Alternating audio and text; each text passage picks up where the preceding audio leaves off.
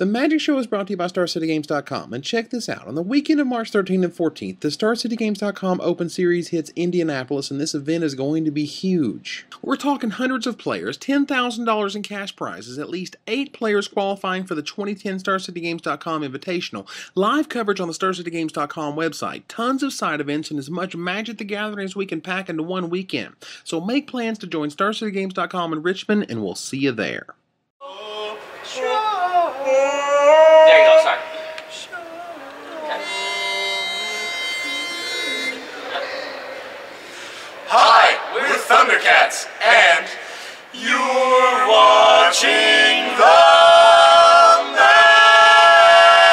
Magic Show!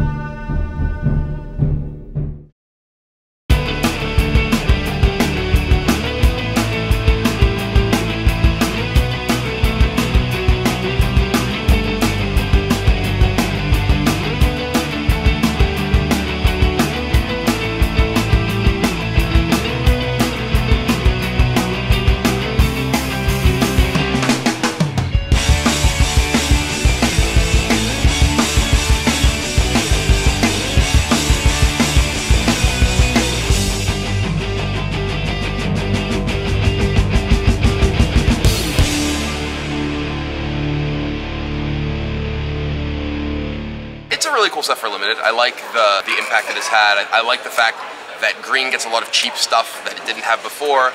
You know, blue is fantastic. You know, Calcite Snapper is awesome. Aether Trade Winds is amazing. You know, there's just a lot of cool tricks that you know just add a lot to the draft format. Love it.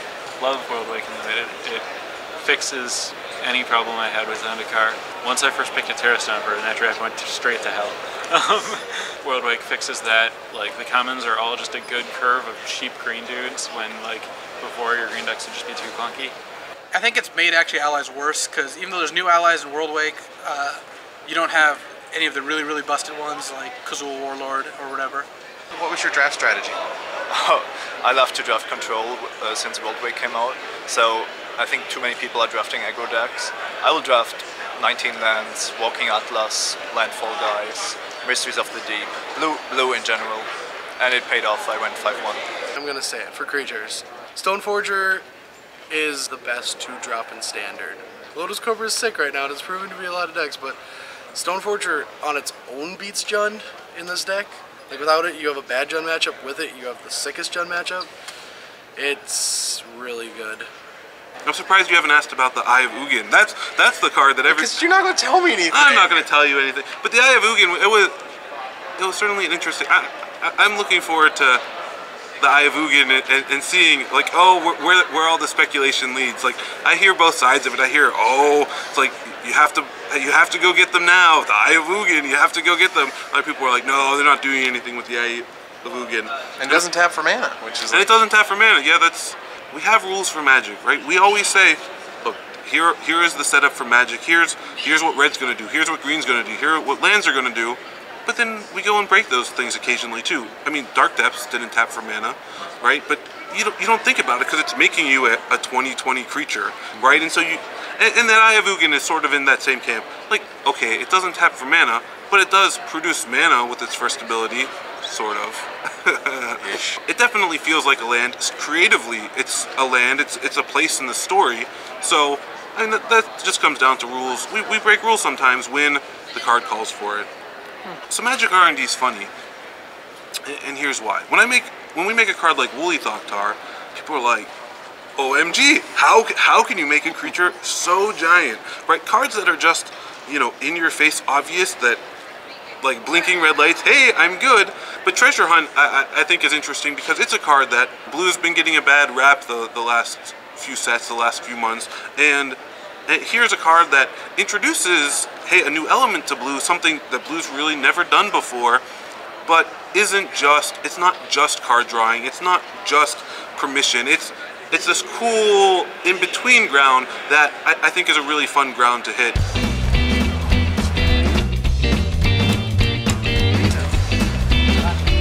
Okay, for you.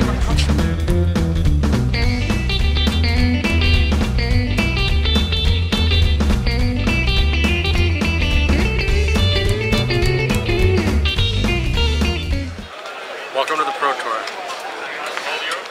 I think the biggest one, the one that I like the least, is that everyone on the Pro Tour is cutthroat. I'll tell you that from my experience playing in PTQs versus the Pro Tour, I found PTQ players to be less nice than Pro Tour players.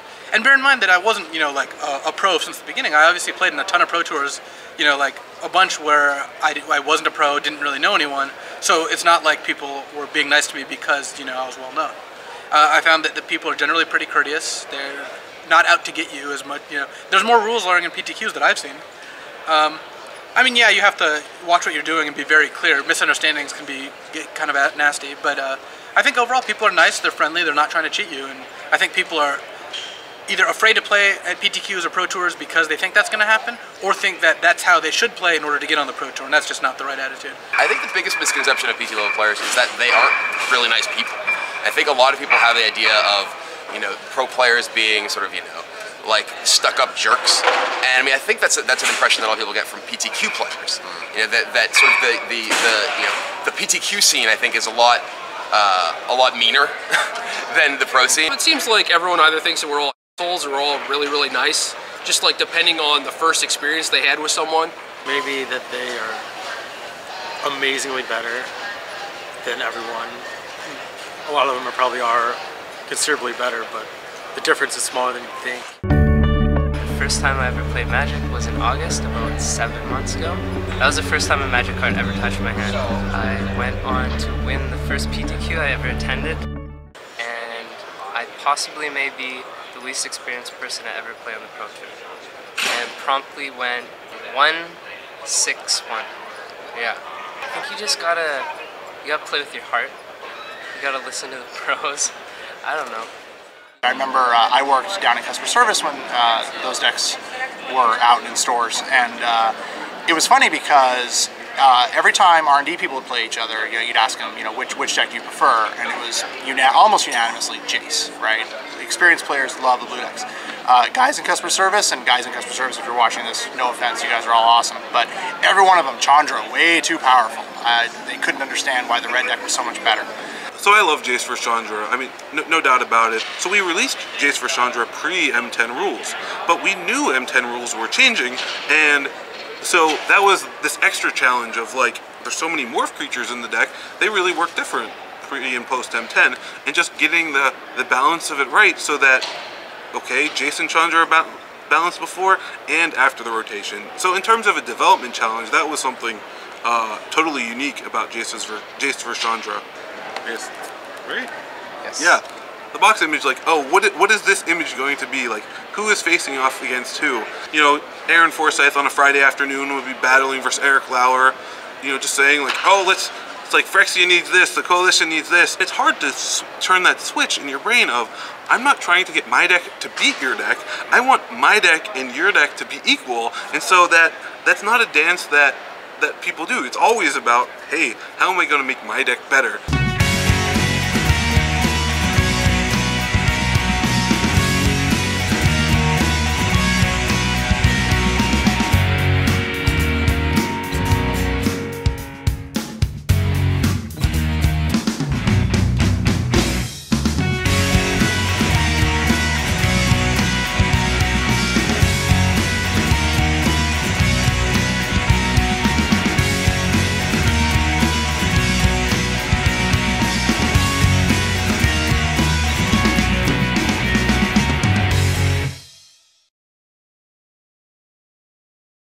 So if someone came to you and said, how do I become a Pro Tour champion, what would you tell them?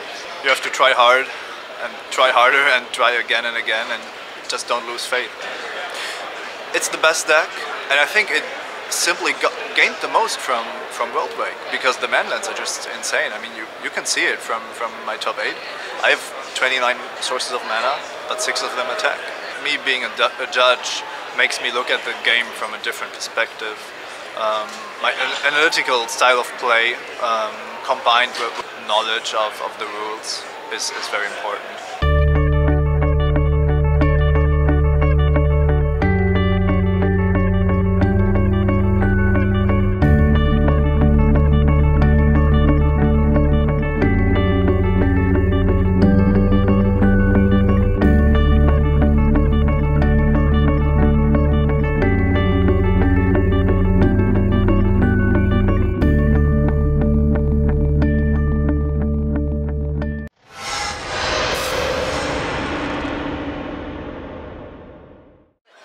There you go. Behind